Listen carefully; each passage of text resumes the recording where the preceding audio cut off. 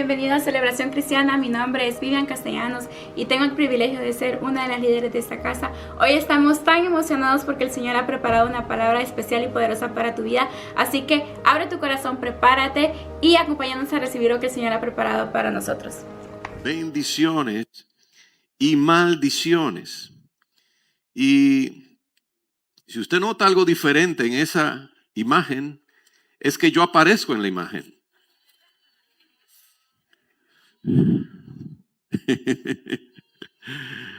Sí, porque de verdad, Dios ha hecho milagros. Dios ha hecho un milagro grande con mi vida, de verdad. Ya no vivo yo. Ese era yo antes de conocer a Cristo.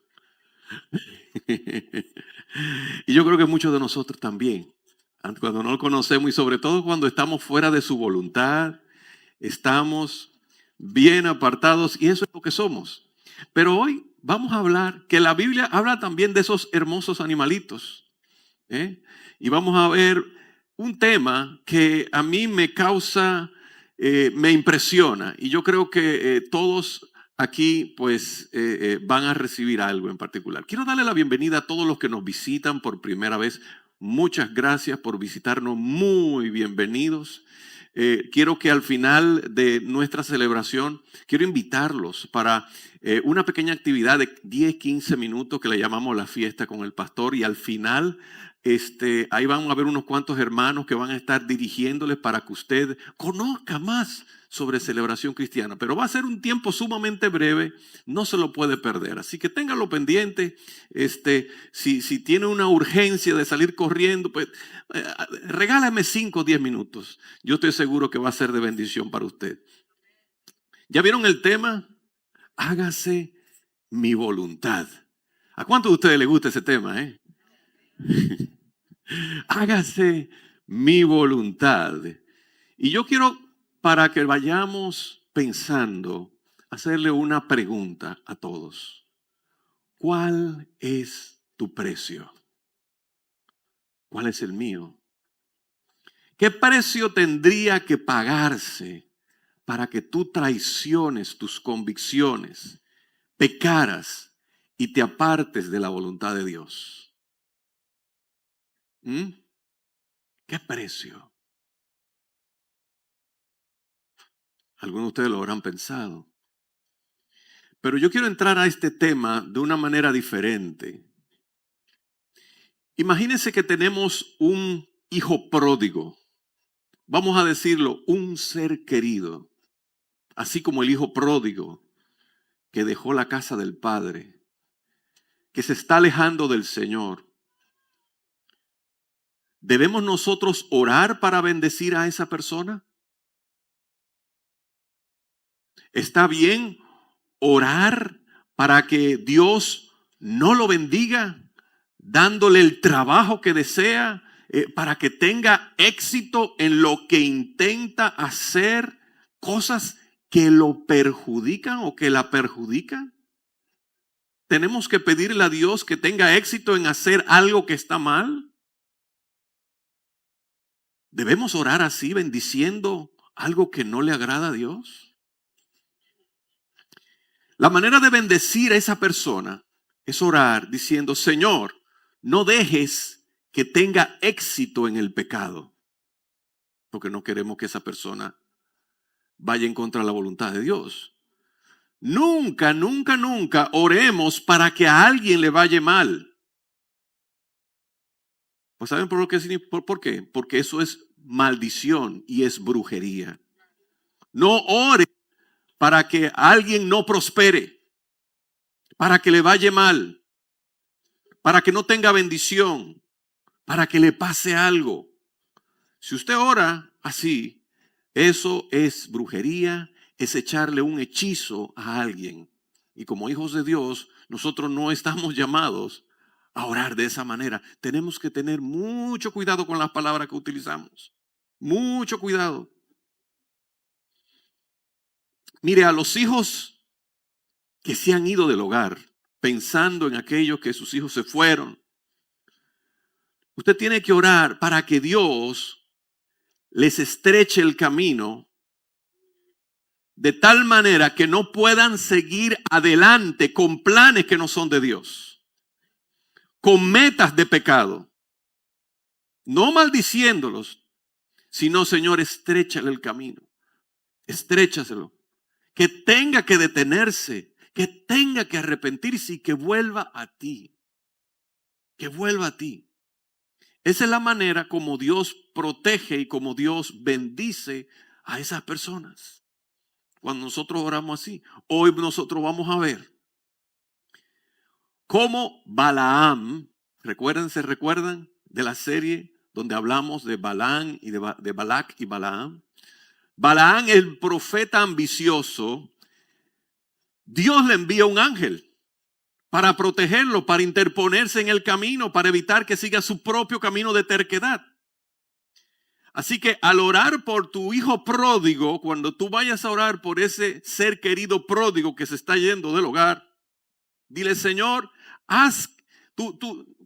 no le digas al Señor, Señor, haz que tenga éxito aún si se va a apartar de ti. No, todo lo contrario, tú quieres que esa persona sea finalmente bendecido, pero que esté bien con Dios. No que sea bendecido para apartarse de Dios, no, sino para que esté bien con Dios. Y de eso es de lo que voy a hablar el día de hoy, de estos dos personajes, de Balac y de Balaam. Uno es el rey enemigo de Israel y el otro es ese profeta codicioso. Así que estamos en el libro de Números capítulo 22 y yo voy a leer rápidamente, o voy a tratar de resumir lo que la palabra dice. Nosotros vemos desde el principio cuando el pueblo, la nación de Israel estaba rodeando ya la tierra prometida y vemos que el rey Balac, que era el rey enemigo de Israel, él se impresiona, se preocupa, se aterroriza al ver tan gran multitud. Y él idea un plan. Y él dice, vayan y búsquenme a Balaam el vidente, que vive a 400 y pico de millas de aquí, que es un personaje famoso que sabemos que lo que él bendice es bendecido y lo que él maldice, cae una maldición sobre esas personas. Nosotros necesitamos que este hombre, que lo traigamos, que él venga y que me maldiga este pueblo para que nosotros tengamos la posibilidad de poderlo derrotar. Entonces él envía a todo un séquito de personas para que van con bolsas llenas de dinero. Y entonces ellos van a donde Balaam. Imagínense cuánto tiempo se tardan en llegar para manejar, para montar.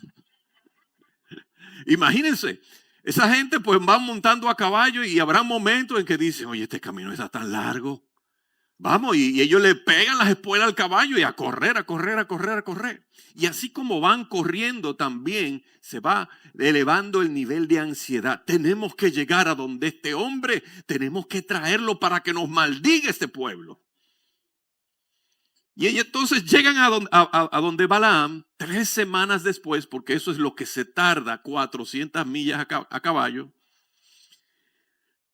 Y entonces en el versículo 8, ellos llegan y Balaam, ellos le explican todo lo que le dice, le manda a decir Balac, y él les dice, quédense aquí esta noche, dijo Balaam, y en la mañana les diré lo que me indique el Señor. Así que los funcionarios de Moab se quedaron con Balaam. Esa noche Dios se le apareció, Dios vino a Balaam, el profeta o el vidente, y le dice, ¿quiénes son estos hombres que te visitan? Y Balaam le dijo, Balac, hijo de Zippor, rey de Moab, ese rey enemigo de Israel, me envió este mensaje. Mira, una inmensa multitud que cubre la faz de la tierra ha llegado a Egipto. Ven y maldíceme a este pueblo de manera que quizás podré hacerle frente y expulsarlos de esta tierra. Pero Dios le dijo a Balaam, no vayas con ellos, ni maldigas a ese pueblo, porque es bendito. A la mañana siguiente, Balaam se levantó y le dijo a los funcionarios, sorry guys, I'm sorry, bad news for you. Regresen a casa. El Señor no me dejará ir con ustedes. Entonces los oficiales moabitas montaron otra vez a caballo, Regresaron al rey Balac. 3 semanas después llegan con las malas noticias. Balaam se negó a venir con nosotros. Así que, ¿cómo? Así que Balac intentó de nuevo. Esta vez envió un mayor número de funcionarios aún más distinguidos. Él mandó a los príncipes, a los primeros ministros. A esos funcionarios distinguidos los envió. Y llegaron donde estaba Balaam y le transmitieron ese mensaje nuevamente otra vez. Aquí nosotros vemos que este rey que quiere destruir a Israel, él no acepta un no por respuesta. Él no le gustó ese no que le mandó a decir. Él está decidido a maldecir al pueblo de Dios y está convencido de que Balaam es la persona idónea para maldecir al pueblo. Así que, ¿qué hace él cuando él recibe este no como respuesta? Él sube la oferta. Así como el que está en un auction, que está en una subasta. Está barato. No, súbele el precio. Y entonces él le manda a decir, hey, te voy a pagar muy bien y haré todo lo que me pidas. Wow, le subió la oferta monetaria y cuando él dice, haré todo lo que me pidas, eso se pone bien atractivo. Wow. Entonces, como dije, él mandó ese gabinete para que le dieran esa oferta.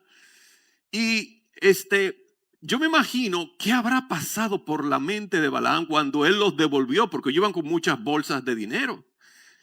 Y él habrá dicho, ¿y cómo yo mandé a esa gente de regreso con tanto dinero?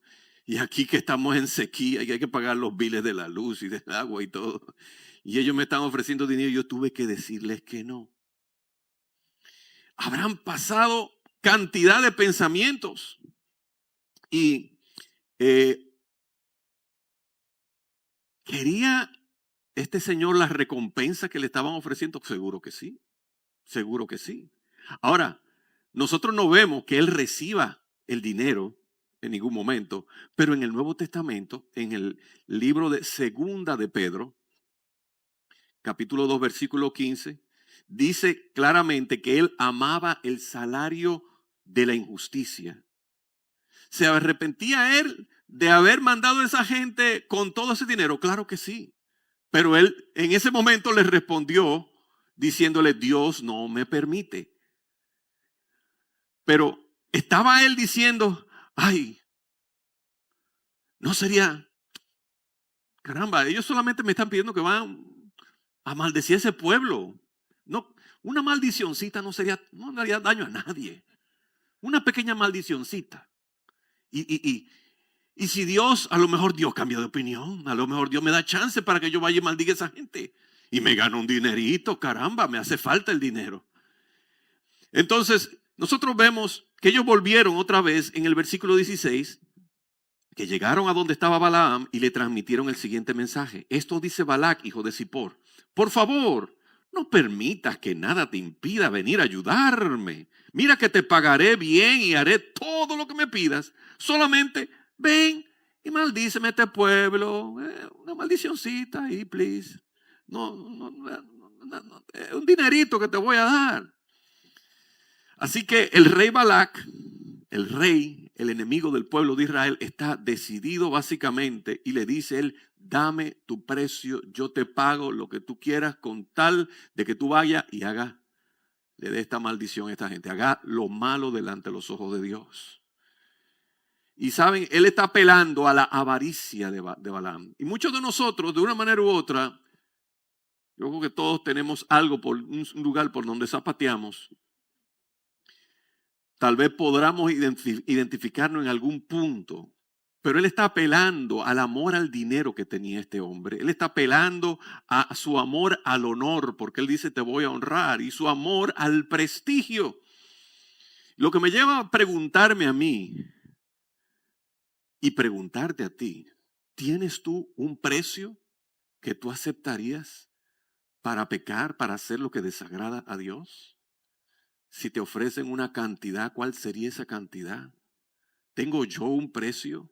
¿Qué tendría que hacer el enemigo para que tú desobedezcas a Dios? Tiene que ser una tentación muy grande, que te la pongan súper fácil. ¿Se recuerdan la semana pasada que estaba con nosotros el apóstol Yesupadam? Cuando su esposa, él quedó viudo. Y él no quería entrar en este tipo de que volverme a casar y todo eso. Yo no creo que sea la voluntad de Dios. Yo me voy a quedar solterito. Me voy a quedar soltero. Y él, para ponérsela difícil, no solamente porque todos sus seres queridos ahí querían arreglarle un matrimonio. Ya ven que te vamos a conseguir una novia. Y él le dijo, mire, tiene que ser blanca, tiene que ser rubia, tiene que ser ojos azules y ella tiene que venir a pedirme matrimonio. Se la puse difícil. Y no pasaron 2 o 3 días y esa misma mujer vino y le pidió matrimonio. Y él dijo, bueno, esto definitivamente tiene que ser Dios.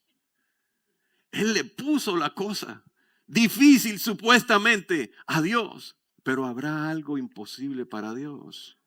No lo hay, no lo hay. Entonces nosotros vemos aquí que este Balac quería buscar la manera de poder ganarse ese dinero. Y nosotros a veces estamos mal pasando porque queremos ese reconocimiento. Queremos hacer lo que es agradable a nuestros ojos, lo que a nosotros no nos gusta, pero que muchas veces está en contra de la voluntad de Dios. Y del 18 al 19, como dije, nosotros podemos ver la respuesta que él le da. Entonces Balaam le respondió a los mensajeros de Balac: aunque Balac me diera su palacio repleto de plata y de oro, entre paréntesis, que me gustaría que me lo diera, yo no podría hacer nada, absolutamente nada. No podía hacer nada, ¿qué podía hacer yo? Nada en contra de la voluntad de mi Señor. Pero quédense aquí una noche más y veré si el Señor tiene algo más que decirme. Hey, Señor, mira, bajita la mano. Vienen con un buen dinerito para mí, Padre. ¿Qué te parece? Déjame darle una maldicioncita a esa gente. Yo voy a dar el diezmo. Mira, el loto. Si me gano el loto, yo voy a diezmar. Voy a construir casa, voy a construir un templo, celebración cristiana. Déjame jugar el loto. Estoy seguro que a alguno de ustedes le habrá pasado eso por la mente.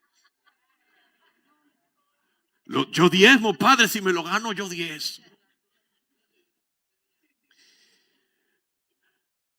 Pero fíjense, él parecía espiritual. Cuando él le estaba diciendo a ellos, quédense una nochecita aquí, yo voy a orar. Voy a orar a ver si es la voluntad de Dios. Y uno se escucha muy espiritual cuando te presentan una situación difícil, usted dice, vamos a orar, hermano, vamos a orar. Yo creo que a lo mejor Dios tiene algo definitivamente para agradarlo a usted. Pero la pregunta es, ¿por qué tú necesitas orar por esto otra vez si ya Dios te dijo una vez, no vayas? Ese pueblo es bendito.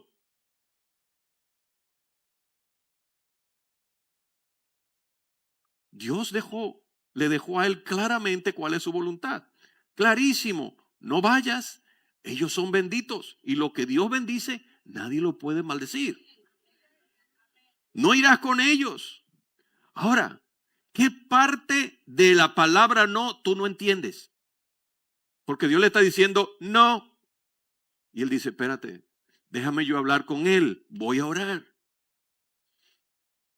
Y saben, muchas veces Dios nos deja a nosotros claramente cuál es su voluntad. Y nosotros queremos ir y no, espérate, vamos a ver porque lo más seguro la Biblia no está clara o lo que Dios dice en la palabra no es lo que es para mí.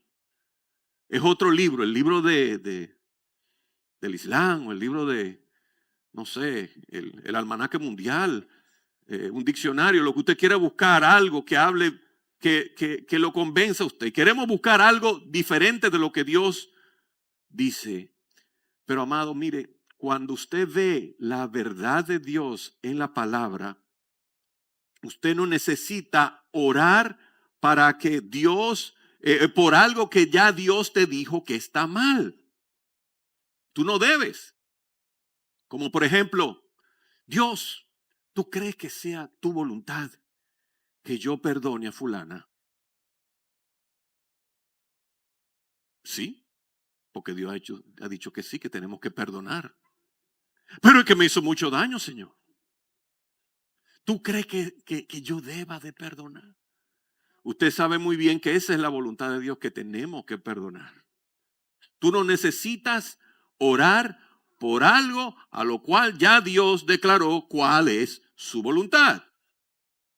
Pero el problema aquí, como suele sucedernos muchas veces, así como el profeta Balaam, ese profeta ambicioso que está decidido a desobedecer a Dios, porque él vacila y él intenta que Dios le dé permiso para hacer lo que él quiere.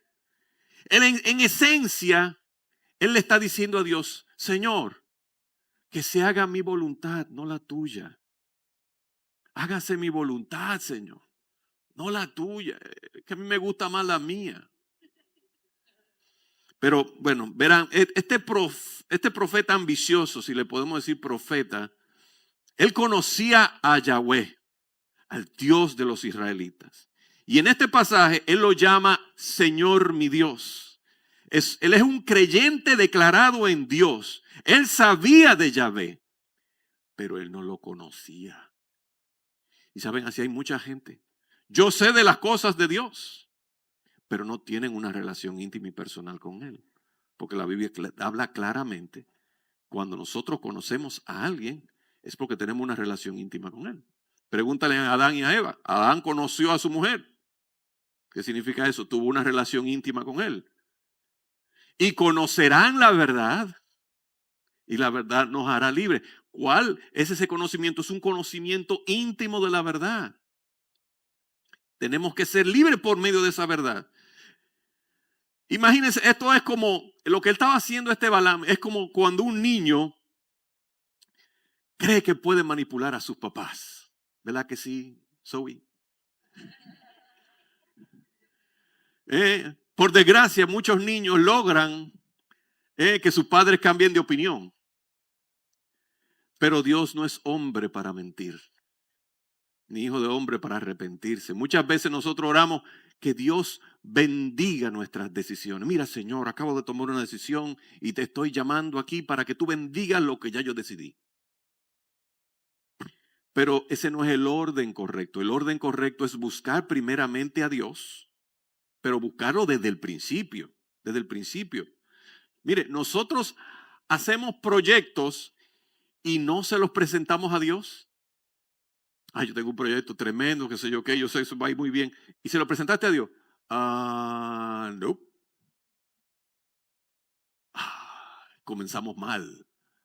Comenzamos bien mal, presentándoles a los proyectos después que ya nosotros decidimos lo que se va a hacer. No pusimos a Dios primero. Y la Biblia dice claramente, encomienda al Señor tu camino y confía en Él y Él hará. Pero ¿cuál es el orden? Encomienda al Señor tu camino, number one. Número 2, confía en Él. Y número 3, Él hará. Pero ¿cómo lo hacemos nosotros? Haz tu proyecto primero y trata de hacerlo. Y si te recuerda de Dios, pues encomiéndaselo a Él. Seguro que Él va a hacer. Pastor, vengo para que bendiga mi proyecto. Se lo presentaste al Señor primero. Mire, queremos forzar al Señor a que bendiga lo que nosotros en nuestra infinita sabiduría empezamos. Porque somos tan sabios. No, yo soy sabio, yo hice. Y, ¿saben? Vamos a ver lo que dice el versículo 20.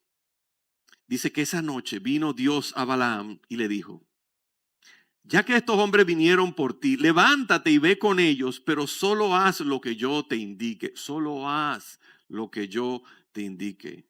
Sin duda, él está pensando ahí, wow, por fin logré que Dios cambie de opinión. Voy a conseguir ese dinerito, me lo voy a ganar. Yo sé ya yo tengo a Dios controladito. Y la pregunta para ti es, ¿ustedes creen que Dios cambió de opinión? Dios no cambió de opinión. Porque esto parece contradecir lo que Dios le dijo a él por primera vez. a ese profeta ambicioso cuando él oró. Recuérdate que Dios le había dicho claramente que él no debía de ir. Y en el versículo 12, nosotros vemos como Dios le dice, no irás con ellos, no maldecirás al pueblo, porque son benditos.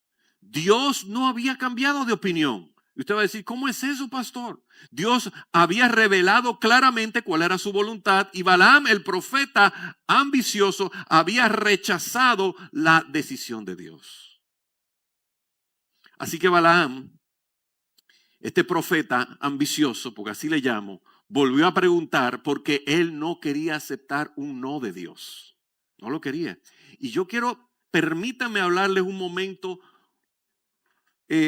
sobre los aspectos de la voluntad de Dios. Escuchen eso.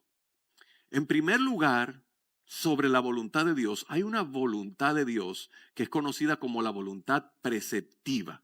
La palabra preceptiva viene de la palabra preceptos. Y preceptos son los mandamientos. Los mandamientos. Y los mandamientos de Dios son la voluntad de Dios revelada en su palabra, lo que Dios ha dicho claramente que es su deseo para nuestra vida. Esos siempre están ligados, como dije, son sus mandamientos, son sus principios, son sus promesas. Como por ejemplo cuando Dios dice, no matarás. ¿Usted cree que es una sugerencia? No, eso es un mandamiento. No dejes de congregarte.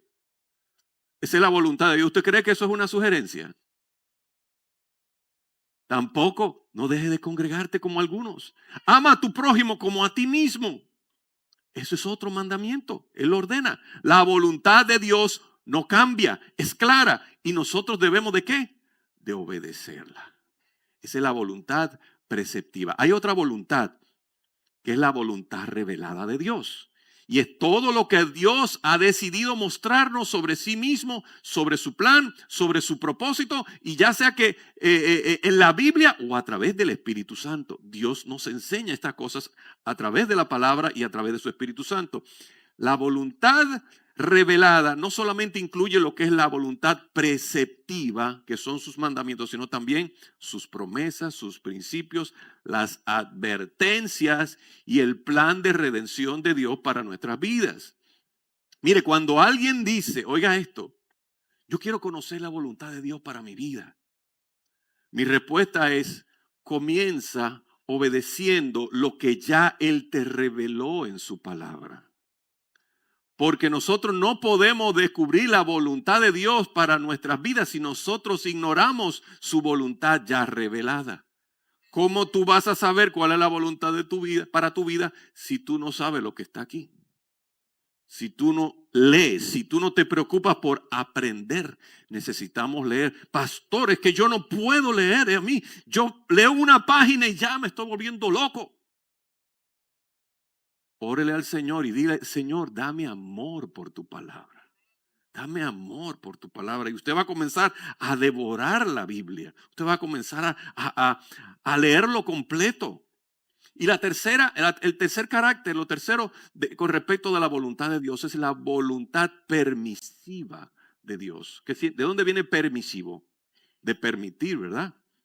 Es lo que Dios permite, aunque no sea ni su deseo, ni sea su aprobación. Mire, a veces Dios permite que nosotros sigamos en un camino equivocado para que nosotros enfrentemos las consecuencias de nuestras decisiones. Ay, ¿por qué hay tanto pecado? ¿Por qué hay tanta maldad en el mundo? Cuando Dios permite que nosotros vayamos por el mal camino, no significa que Dios cambió de opinión. Dios no cambió de opinión, sino que en su soberanía, Él deja que nosotros desarrollemos nuestras acciones, aunque sean contrarias a su voluntad revelada. Por ejemplo, en el caso de Balaam, Él le dice a él, no vayas, no maldigas, porque esa gente son benditos. Y esa es la voluntad preceptiva de Él, pero Balaam insistió. Él insistió tanto que Dios le permitió ir en su voluntad permisiva, aunque él no lo aprobaba. Él le había dicho, esto es lo que yo mando. ¿Tú quieres ir? Pues ve y enfrenta las consecuencias. Mire la historia del hijo pródigo que está en Lucas capítulo 15. ¿Cuál es la voluntad preceptiva para este hijo pródigo? El padre deseaba que su hijo permaneciera bajo su cuidado, que permaneciera en su casa y que permaneciera pues bajo su techo. Esa era la voluntad de ese padre. ¿Qué fue lo que ocurrió? El hijo exigió su herencia y se fue lejos. Y el padre, ¿qué pasó? Lo dejó ir. Lo dejó ir. Eso fue lo que ocurrió. La voluntad permisiva es ¿cuál? Que el padre permitió la decisión de su hijo y aunque sabía que eso lo iba a llevar al dolor, lo iba a llevar a la miseria, el hijo aprendió obediencia y regresó arrepentido. ¿Cuál es la enseñanza? A veces Dios nos deja a nosotros tocar fondo con nuestra desobediencia para traernos de regreso con un corazón quebrantado, con un corazón maduro, con un corazón que busca del Señor. Mire, ¿usted sabe lo que es la obediencia? La ley del garrote. No, del garrote no. O lo haces o lo haces. ¿Eh? ¿Qué es la obediencia según la Biblia? En la Biblia no se trata solamente de cumplir reglas y mandatos, sino de cumplir de una respuesta de nosotros voluntaria, amorosa y confiada en el carácter y la voz de Dios. Mire, obedecer cuando las cosas van fáciles, eso es fácil. Cuando las cosas están bien, es fácil obedecer. Obedecer cuando tú no entiendes lo que está pasando, eso es fe. Pero obedecer cuando tú sabes que te duele, obedecer la voluntad de Dios, eso es adoración. Eso es adoración. Cuando te duele, es que yo no entiendo este pasaje de la Biblia, pero me dice que haga esto y yo no lo entiendo, pero lo voy a obedecer. Y yo voy a ser obediente. Y sabe, Dios mira eso como adoración. A Dios le agrada, porque tú has escogido el mejor camino. Balaam no quiso obedecer la voluntad preceptiva, el mandamiento de Dios. Él no quiso obedecer ese mandato. Ahora, el hecho de que Dios permita que nosotros hagamos algo no significa que Dios lo apruebe. Entendámoslo bien, que nos quede claro. A veces Él permite lo que odia, lo que ha prohibido, para glorificarse y para que alguien siguiendo su propio camino se encuentre con el juicio que Dios tiene para estas consecuencias. Esa es la voluntad permisiva de Dios. Así que una de las peores cosas que nos puede pasar es que Dios nos permita hacer lo que a nosotros nos dé la regalada gana. Que Él responda a nuestras demandas. Señor, yo quiero hacer lo que yo quiero. Cuando la voluntad de Dios es contraria a la de nosotros. Yo sé de mujeres solteras que están desesperadamente locas por casarse. Quiero casarme, quiero casarme, quiero casarme. Quiero casarme, me quiero casar. Escúcheme, hermana. Si lo que tú deseas es casarte con todas tus fuerzas, tú puedes buscar a alguien y encontrarte con alguien que se quiera casar contigo, sí. Pero muchas veces la voluntad de Dios era que tú te pasaras solterita por una pequeña temporada para que tú crecieras en su voluntad y crecieras en una devoción incondicional a Dios. Pero si tú presionas y tú provocas y tú le dices, Señor, déjame hacer lo que yo quiera. Es que me gusta este hermanito hermoso, precioso. Lo quiero para mí antes de que se lo lleve otra. Y terminas casándote con el hombre. Y resulta que el hombre no ama a Cristo. O no conoce al Señor. O no camina con el Señor. O simplemente ese hombre ni siquiera está bíblicamente libre para casarse todavía. Que está en un proceso de no sé qué. Bien, cuando lo ponen en Facebook dice, it's complicated. Y ese es el que a usted le gusta, el que está complicado. Si Dios quiere, y yo sé que a veces tú quieres hacer la voluntad tuya, no la de Él. Él lo va a permitir, pero vas a enfrentar consecuencias. Tú te puedes casar con quien tú quieras. Pero cuando Dios nos permite hacer algo que nosotros realmente queremos y que va en contra de la voluntad de Dios, puede que en realidad nos esté preparando para nosotros sufrir consecuencias que realmente nos van a hacer daño. Aunque las consecuencias del caso de la obstinación de Balaam, ese profeta ambicioso, mire, aunque las consecuencias de nosotros no la vimos inmediatamente, al final él pagó un alto precio, él pagó con su vida. Él murió, él lo mataron, se lo dice en la Biblia. En el versículo 21 nosotros vemos que dice que este Balaam, a la mañana siguiente, Balaam se levantó y ensilló su burra y salió, o sea, era burra, no era burro, sino una burra. Y salió con los funcionarios moabitas. Sí, la Biblia es bien clara, mira esa excepción, ¿no? Dice que era una burra. Y yo me imagino que él debía haberse sentido súper alto en su gran caballo. Era burra, pero él pensaba que era un caballo blanco. Él decía, con ese dinerito que me voy a ganar, voy a cambiar la burra por un Tesla. Yo tengo el Tesla. Me imagino yo que él iba alto y sublime pensando todo este séquito de primeros ministros que vinieron a buscarme, y voy con mis dos sirvientes, yo voy con mi super burra aquí bien montado, y yo soy el VIP, soy el más importante. Toda esta gente me vino a ver a mí. ¡Wow! ¡Qué lindo, qué tremendo! Y va súper contento, y en el versículo 22, ¡qué unción! Lleno, la presencia, ¡wow! Poderoso. Versículo 22, pero, ¡boom! Esos son los peros de Dios. ¿Pero qué? Pero Dios.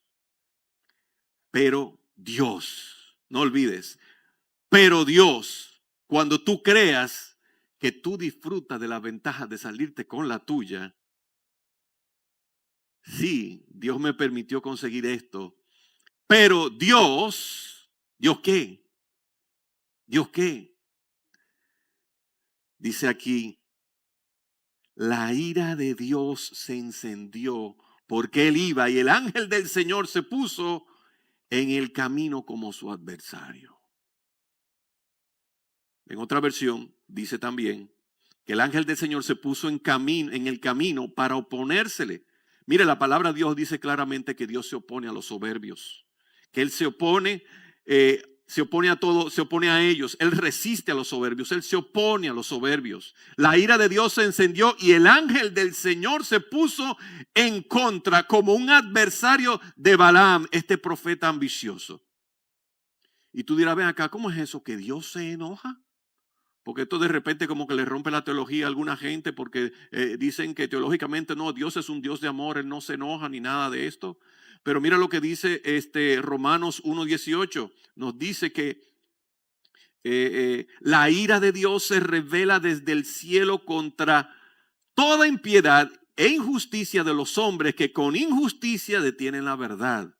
Porque lo que se conoce acerca de Dios les es manifiesto, pues Dios se lo manifestó. ¿Entiendes? Estas son gente que saben lo que es bueno y escogen hacer lo malo. No hay excusa. Balaam, el profeta, conocía lo suficiente a la voluntad de Dios como para tomar la decisión correcta, pero él no le dio la regalada gana. Él no quería hacer la voluntad de Dios. Él sabía hacer lo que es bueno. Y la Biblia dice que el que sabe hacer lo bueno y no lo hace, le es pecado. Si usted sabe hacer lo bueno y usted no lo hace, eso es pecado. Lo dice la Biblia. Y la ira de Dios se enciende contra toda injusticia de los hombres. Y saben que es una ira justa, es justa. La ira de Dios es justa cuando es por causa de la injusticia. Ahora bien, la palabra hebrea que se utiliza aquí para adversario o oponerse, ¿saben qué palabra es esa? Literalmente es la palabra Satanás. Opositor, el que se opone. Dios le envió este ángel, el ángel del Señor, para ser adversario a Balaam, el profeta. al oponerse a la voluntad de Dios, al ejercer su propia voluntad, este Balaam, el profeta ambicioso, se había convertido en adversario de Dios, tal como lo hizo Satanás al caer del cielo, y Dios se había convertido en su oponente, por lo que este Balaam vino a ser como un Satanás, porque él se estaba oponiendo a la voluntad de Dios. ¿Cuántos de ustedes alguna vez se han opuesto a la voluntad de Dios?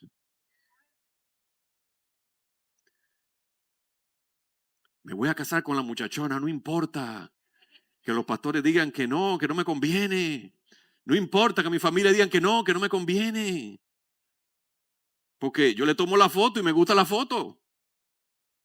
De arriba abajo me gusta la foto, pero tú no ves todo lo que viene detrás. No ves lo que viene detrás. ¿Y quién era ese ángel que se le estaba poniendo a Balaam? Dice que el ángel del Señor. La Biblia habla claramente, cuando se habla del ángel del Señor, eso es lo que se llama una cristofanía. Entiéndase, una aparición, una preaparición de Jesucristo, la segunda persona de la Trinidad, apareciéndose mucho antes de su encarnación en la ciudad de Belén. Años en el Antiguo Testamento nosotros vemos, si usted se pone a buscar, por ejemplo, en el libro de Josué, capítulo 5, donde habla que el ángel del Señor, el comandante de los ejércitos del Señor, se le apareció a Josué. ¿Y quién ustedes creen que era ese? Jesucristo mismo, la segunda persona de la Trinidad, el único que puede aceptar adoración. Ese se le apareció a Josué, y ese mismo fue el que se le presentó a Balaam. El Señor mismo. Y esto está interesante. Mira lo que dice el versículo 23. El versículo 23 dice, la burra de Balaam vio. Yo subrayé nada más esa parte. Ella vio. Vio al ángel del Señor de pie en el camino con una espada desenvainada en la mano. El asno vio al ángel del Señor. El asno vio el ángel. Y eso se menciona 3 veces. El asno vio al ángel. Y el asno vio al ángel. Y el asno vio al ángel. Miren, los profetas de aquella época eran llamados videntes. Y su labor consistía en comunicar a la gente lo que habían visto de Dios. Y la ironía de este pasaje, y hay bastante ironía, es que Balaam, el profeta ambicioso, no pudo ver al ángel, pero su burra sí. El vidente no vio y la burra lo vio 3 veces. Y la burra, Dios le abrió la boca y ella comenzó a hablarle lo que ella había visto. Resulta que la burra era mejor vidente que Balaam.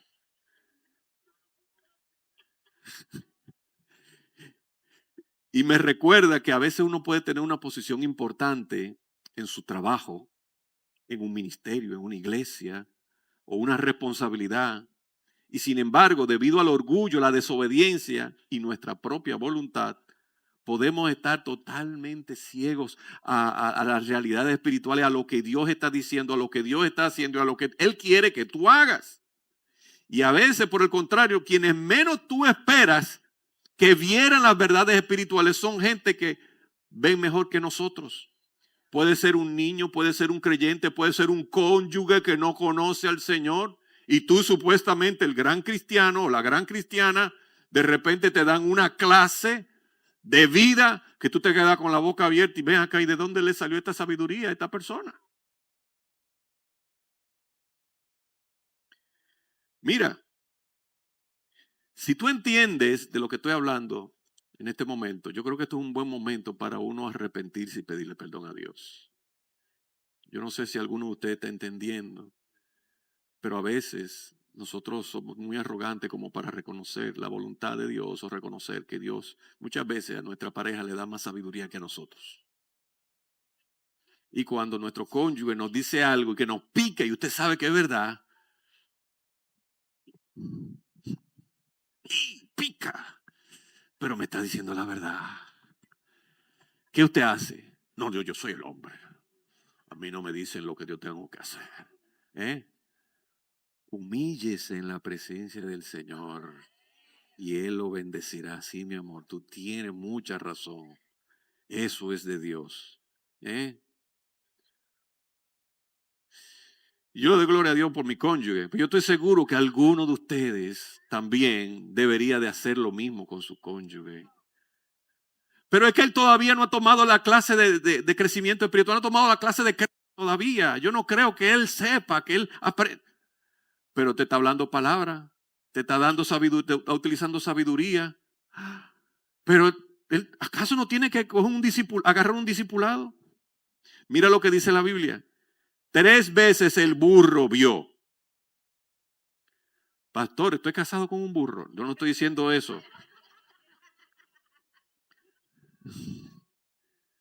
El ángel estaba parado en el camino con la espada desenvainada, impidiendo que a Balaam, el profeta ambicioso, avanzara. Y cada vez el burro se detuvo. Por supuesto, se negó a seguir adelante. Y hacerlo, el burro, mire, le salvó la vida a Balaam porque el ángel le iba a volar la cabeza a Balaam. Él estaba dispuesto, él estaba con la espada desenvainada, eso era ya. Así como los ninjas. Rápido. Pero nosotros vemos aquí la misericordia de Dios. Dios es misericordioso y clemente. Mientras Balaam, el profeta, el cruel, el implacable, el despiadado con su burra, porque la estaba golpea y golpea y golpea y la golpea, Dios estaba siendo misericordioso con él. Dios le estaba mostrando su misericordia. Este profeta se enfurece al verse retenido por la burra y él empieza a golpear el animal y él está decidido a salirse con la suya, no se detiene. Yo me imagino toda la comitiva de todos estos primeros ministros mirando. Este hombre se está volviendo loco. ¿Cómo está golpeando la burra así? Mira. Y entonces la burra hablando, y él, ¿con quién está hablando? Está hablando con una burra. Ay, el vidente que nos tocó traer, oh Dios mío, y le van a pagar tanto dinero a ese hombre que habla con burros. Imagínense. Todos esos ministros ahí, wow. Mire, pasó de ser un hombre que creía tener el control total. Él pensaba, yo puedo manipular a Dios. Y el hombre no podía manipular a la burra. Dios estaba llevando a Balaam al final de su camino. Y eso es misericordia de Dios. A nosotros nos muestra muchas veces nuestra tendencia a atacar con furia a las personas, a las circunstancias, a personas que Dios envía a nuestra vida y que Él quiere utilizar para protegernos. Pastor, si no hubiese sido por esa deuda en la que me metí, yo a lo mejor me hubiera ido para ese viajecito y mira lo que pasó con todo lo que fueron ese viajecito. Cada vez que me recuerdo de eso me pongo a pensar en esa señora en la India que tuvo un retraso para llegar al aeropuerto y abordar el vuelo y era quejándose con el taxista por el tránsito y ese tránsito que me evitó que yo me subiera en el avión y cuando llegó al aeropuerto ya el avión iba despegando y no pasaron ni 5 minutos y el avión con 200 y pico de personas se estrelló y todos murieron menos uno. Y ella estaba batallando con esta circunstancia que le estaba haciendo la oposición. Y después se dio cuenta, Dios es misericordioso. Y a veces tenemos situaciones así en nuestra vida, que nos están pasando y nosotros estamos peleando con esta situación porque no me gusta esta situación. Yo quiero que sea mi voluntad y no la de Dios. A lo mejor Dios quiere procesarte de alguna manera en ese tiempo, trabajar con tu carácter, con algunas actitudes que tú tienes que necesitas pulir. Dios quiere trabajar contigo. Y Él te pregunta, ¿y por qué tú estás enojado? ¿Contra quién o qué estás atacando? No te parezcas a Balaam. ¿Con qué frecuencia nosotros intentamos manipular a Dios? ¿Con qué frecuencia? Y decir, Señor, que no se haga tu voluntad, que sea la mía. Que sea mi voluntad. Yo soy uno. Por ahí yo he pasado. Yo no sé si usted es honesto lo suficiente. Ay, Señor, sí. Y a veces vivimos así. Pero nosotros no oramos así. Nosotros no decimos, Señor, hágase mi voluntad. Pero con nuestros hechos, con nuestras acciones, es como si estuviéramos diciendo eso. Claro que no vamos a orar, Señor, hágase mi voluntad. Siempre decimos, hágase tu voluntad en la tierra como en el cielo. Oramos el Padre nuestro. Perdónanos nuestras ofensas de la misma manera que nosotros perdonamos a los que nos ofenden. Y entonces nos recordamos, oh, yo acabo de meter la pata aquí porque estoy orando así. A mí me han ofendido y yo no estoy perdonando. Y le estoy diciendo a Dios que me perdone de la manera que yo perdono. Y yo no perdono. Entonces le estoy diciendo a Dios, Dios, no me perdones, porque yo no perdono. Entonces cuando usted ore, recuérdese que usted tiene que perdonar. Usted no se puede quedar con nada porque de lo contrario, eso es puntos que usted le está diciendo, argumentos en su contra que usted le está diciendo a Dios para que no lo perdone. Yo quiero que Dios me perdone, por lo tanto yo debo perdonar. Y tiene que perdonar con un corazón alegre. No, es que yo estoy lleno de amargura. Mire, dile al Señor que te sane esa amargura. No hay nada más lindo y nada más bueno que tener un corazón sano. Pero usted no se imagina, yo he estado con estas raíces de amargura por mucho tiempo. Comience el proceso del perdón. Diga, yo lo perdono, yo lo perdono, yo lo perdono, yo lo perdono, yo lo perdono. Ya yo lo perdoné. Y al otro día se recuerda otra vez. Y tiene que volver a decir, yo lo perdono, yo lo perdono. Y 3 días después, otra vez se vuelve a recordar, ¡ay! Pues yo lo perdoné, pero tengo que perdonarlo, perdonarlo. Aunque lo tenga que perdonar 1000 veces, perdone. La falta de perdón es como que tenemos a alguien agarrado de la garganta y Dios nos está diciendo, suelta, suelta, perdona. Necesitamos perdonar y no quedarnos con esas cosas porque si no vamos a ser gente enferma espiritualmente.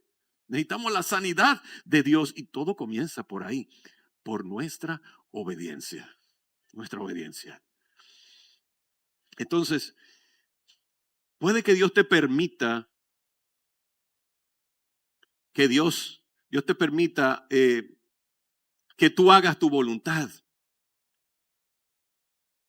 Porque tú no sabes tal vez la voluntad revelada de Dios, pero te está permitiendo Dios hacer algo que no le gusta a Él y que Él no quiere, que Él no desea para ti. O por lo que tú tendrás que enfrentar consecuencias que te van a hacer daño. ¿Cuál es la respuesta? Esto es lo que Balaam debió haber hecho. Arrepentirse, darse vuelta y regresar a su casa. Pero él no se arrepintió. Él no se dio vuelta. Él siguió todavía insistiendo. No es que ya yo hablé con la burra y todo eso y el ángel me dijo todo eso y pedí perdón. Pero me fui con el séquito, todos, para a ver si a lo mejor todavía Dios me permite que se haga mi voluntad y no la de Él. Eso se llama ser testarudo, se llama ser orgulloso. Pero amados, miren, no es demasiado tarde para nosotros ponernos a cuenta con Dios. No es demasiado tarde. Tú le puedes decir a Dios, Dios, si yo he pecado, yo quiero que se haga tu voluntad, no la mía. No la mía, sino la tuya. Oh Señor, dile, gracias por haberme enviado este adversario, por haberme enviado esta circunstancia que yo no deseo, que no me gusta, esta situación por la que estoy pasando, que no me siento contento, que no me siento agradado, que me siento triste, que me siento desanimado. Gracias por esta prueba, gracias por esta circunstancia. Gracias, Señor, yo no lo entiendo, pero yo te obedezco y yo te pido, Señor, oh Dios, perdón y me arrepiento y te doy gracias. No entiendo ni siquiera por qué te doy gracias, pero gracias por las pruebas. ¿Cuánto dan gracias por las pruebas? Saben que las pruebas nos forman nuestro carácter. Y eso es lo que Dios quiere, porque ¿sabe qué? Cuando nos vayamos de esta tierra, lo único que nos vamos a llevar es nuestro carácter.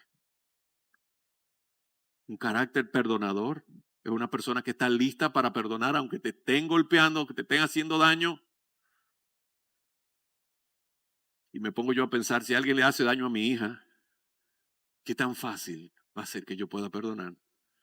Son pruebas. Pero nosotros ya pasamos por ahí. Y no son pruebas buenas que usted quiere que alguien le haga daño a su ser más querido. Pero usted tiene que perdonar. Perdonar, perdonar, perdonar. Porque si usted quiere ir al cielo, usted tiene que perdonar. Usted no se puede parar, ni puede dar testimonio de Jesús si usted no perdona. Y yo quiero que ya se pongan de pie porque estoy acabando.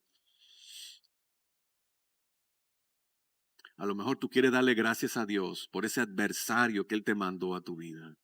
Ese adversario muchas veces es una circunstancia, muchas veces es una persona, muchas veces es algo indeseable, una situación, una realidad incómoda.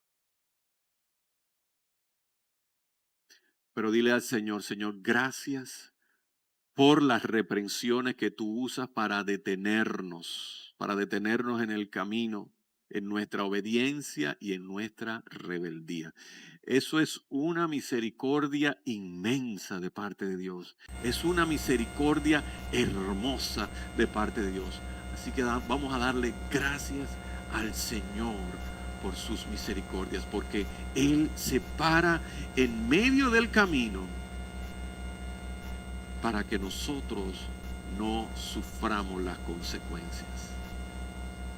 Que no suframos las consecuencias así como el hijo pródigo que tuvo que caer en dolor y en la miseria, sino que cuando nosotros enfrentemos estas circunstancias reconozcamos que Dios en su infinita misericordia, la misericordia de Dios, Él nos ama y quiere que nosotros hagamos y seamos obedientes a su voluntad. Aleluya. Señor, en esta hora nosotros te presentamos nuestras vidas, te presentamos nuestros corazones, te presentamos, Dios mío, Padre, el dolor y la tristeza muchas veces en nuestros corazones, el desánimo y muchas veces también, Padre, la ansiedad, la tristeza, la depresión, la amargura, el desánimo, Dios mío. Yo te pido en el nombre de Jesús que tú puedas usar todas estas circunstancias para que nosotros podamos ser como un diamante, como un carbón que es convertido en un diamante, que por causa de la presión, Señor, pasemos de un estado, Señor, bruto a un estado pulido, a un estado, Padre, de gran bendición. Y recuérdanos, Dios, que nosotros no necesitamos orar por algo que ya tú has dicho que está mal. Recuérdanos, Señor, que el hecho que tú permitas algo no necesariamente significa que tú lo apruebes. Y que nunca nosotros nos podremos burlar de la voluntad de Dios. Porque tu voluntad es buena, tu voluntad es agradable, tu voluntad es perfecta. Señor, te pedimos que nos hables.